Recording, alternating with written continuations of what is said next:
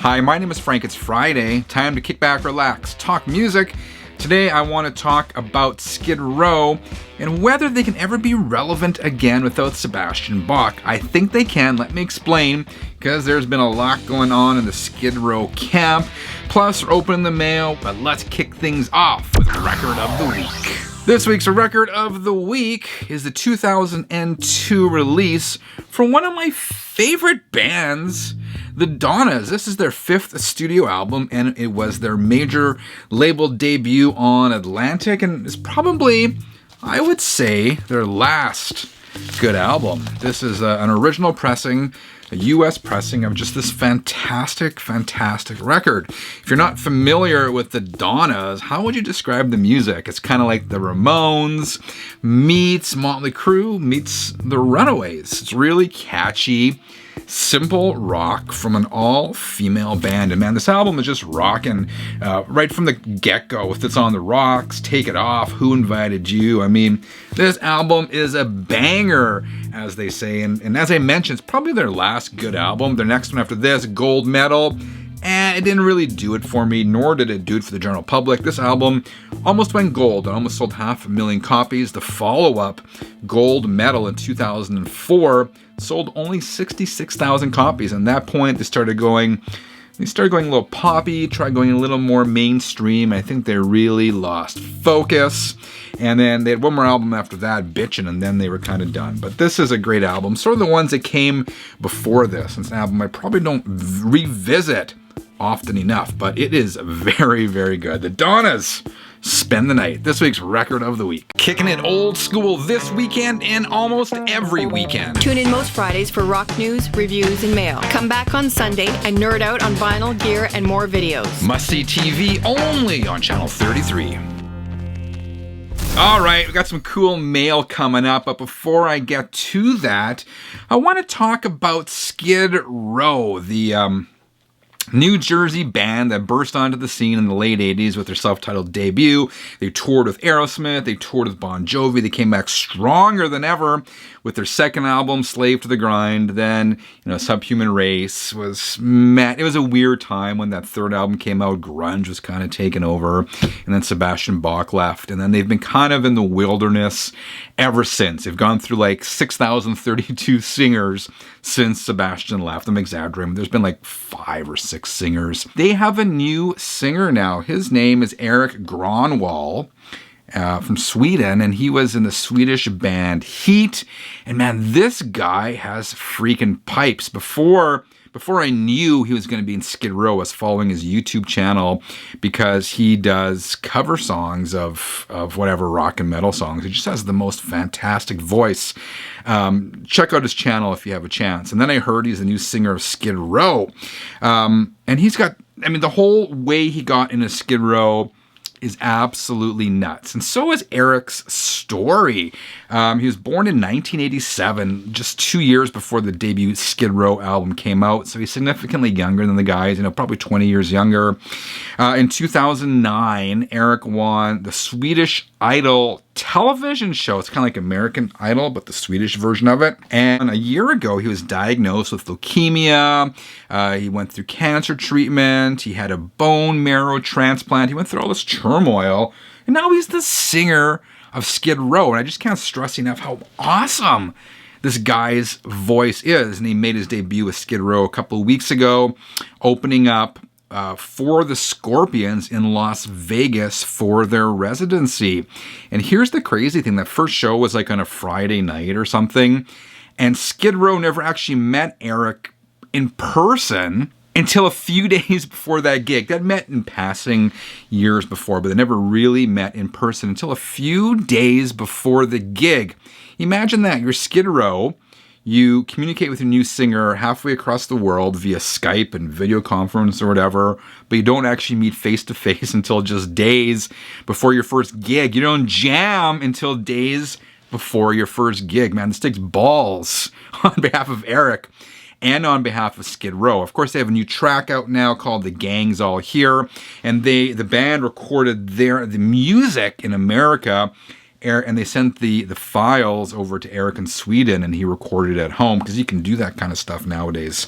But man, talk about a crazy story. And for the first time in like, how long ago was 1990 or 91? Like 30 years have I been excited about the potential of a new Skid Row album. I mean, if you see the YouTube videos of that first show, yeah, Erik is a little bit rough, right? Like, they haven't had time to meld. They haven't had time to mesh. As I said, they only met in person a few days beforehand. How many times did they actually jam before the gig, right? It was pretty limited. There's a lot at stake here, and I got to tell you, I am super excited about the possibilities here. So, can Skid Row be relevant again with the right songs?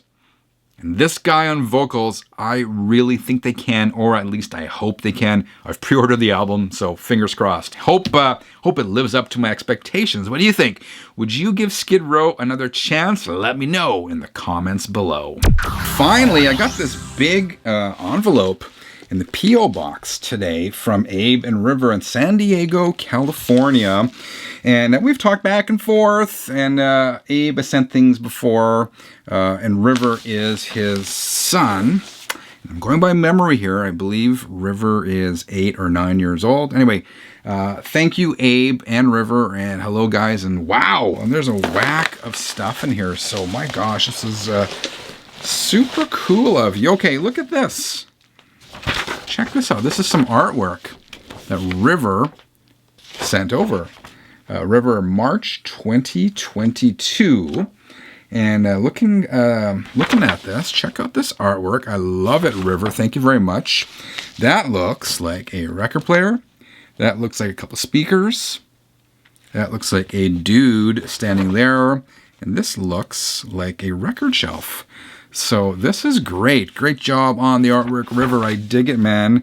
I am going to hang on to this. Might put it up on my wall. Okay, what else? We got a note. So, hi, Frank and Sherry.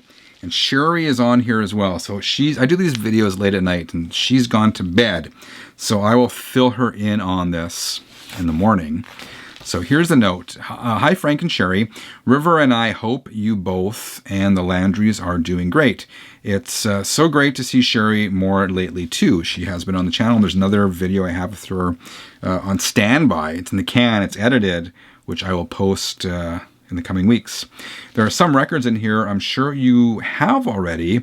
River initiated on getting them for you. We both hope you both like them. Abe and River. And there is River's signature. Thank you very much to both of you. And as I said, Sherry is gone to sleep, but I will show her these in the morning. And so typically what I've been doing on these mailbag episodes is kind of pre-opening stuff now, so I can give you my thoughts and takes and opinions on what people send over, which I think is probably more fun for everyone who's watching. But in this case, I did not want to wait, but I'll come back and talk about these records in a future episode. So, okay, first of all, Billy Idol, White Wedding, brilliant white vinyl. This was a great find. I found two. Very, very cool. And I am a Billy Idol fan, and I don't have the White Wedding EP. And on white vinyl, that's kind of unique, right? Because in the 80s, oh, this looks really nice. In the 80s, colored vinyl or non-black vinyl was not nearly as common or prevalent as it is today. So that is definitely a good find, and I can't wait to listen to that one. Oh, whoa. Okay. For my friend Sherry from River, Rolling Stones, Rainfall Down, live on Copacabana Beach, and Rough Justice, live in Salt Lake City, 45 RPM. Okay, this is cool. This is from Record Store Day 2021, a 10-inch. I never knew that this was even a thing. Okay, Sherry's going to love it. Thank you, River. I'll have her pop onto the show. You know what? I'll have her on this. I'll have her on a video after we listen to these so she can react to it. So this says, to my friend Sherry from River. And hi, Sherry. Rick Rubin reworked them. What is this? Star Wars Headspace. It's a picture disc. Okay, she's going to dig that. I wish she was here opening these. I'll figure it out, but she's going to be surprised by them. Whoa, whoa, whoa, whoa. Oh my gosh, you guys. For my friend Frank from River. This is amazing. So this is the Black Sabbath debut album, obviously. And this is a recent reissue of it. Which one is this? So Black Sabbath, The End Is Near, Deluxe 2 LP, 180 gram, plus an entire LP of bonus material for the first time on vinyl. So I think the track listing on here is the same as the 2009, I think it was, reissue on CD of this album. Because it's got Evil Woman, Don't You Play Your Games With Me, outtakes of Black Sabbath, an instrumental version, outtakes of The Wizard. Oh yeah, okay, so this is very cool. I don't have this. I have the deluxe compact disc version of it. But there's the recreation of the original gatefold. The later ones did not have the gatefold. So this is very cool. So then it's got an image of the old master tapes. It's got the liner notes. Wow. I do love this. And it has the old Warner Brothers labels. Very, very cool. Thank you for that. And I can't believe it. There's actually more in here. So this is We Sold Our Soul for Rock and Roll. This was Black Sabbath's, I was going to say an early compilation. It's probably their first compilation. And this was a reissue of it, which I do not have. I have the unoriginal pressing of this. I forget which version, which country mine is from. But the gatefold of the original has a lady in a coffin. I wonder if this has that same thing. Yes, it does. If you can see that there. I had this as a kid, or my friend had this when we were kids, and that image always spooked me as a kid. But this is a very good compilation, and this was my introduction to Black Sabbath. I'd heard most of these songs previously on Ozzy Osbourne's Speak of the Devil album, but this is my first time hearing the original versions of them. So I've never actually seen We Sold Our Souls for Rock and Roll reissue out in the wild. So that is great. Oh my gosh, there's still more and more. Oh, wow. Oh, you guys. Exceptional KISS album. Again, from River. KISS, Revenge. This was from, I'm going to do a guesstimate, 1990. Was it 1990? I don't immediately see the original release date. I'll put it up on the screen. This is the 2014 reissue. But what's cool about this version is that this is the German pressing. You can see that right there with the alternative KISS logo. The KISS SS was banned in Germany for its resemblance to the German SS, right? Like the Nazi SS or whatever. So all KISS albums released in Germany have the alternative logo. So while I do have Revenge, I think I have the 2014 reissue of it, I certainly do not have the German one. So wow, that is amazing. Thank you very much. And I can't believe it, but there's one more thing in here. So this is so great. Chad from the Red Hot Chili Peppers on drums, and Josh X, Red Hot Chili Peppers on piano and guitar. Very Tom Petty. Hope you like it. So this is Eddie Vedder, Long Way, 7-inch, made in Germany. So this is really, really great. And a card. Billy Idol, Happy Holidays. So this was the image from his holiday album. This is very cool. I love it, you guys. And as I said, I didn't want to wait, and maybe I should have waited for Sherry to do this opening, but we are going to surprise her, and you are going to see that as well. So hang tight for that. In the meantime, Abe and River, I got something coming your way as well. So thank you very much for sending this.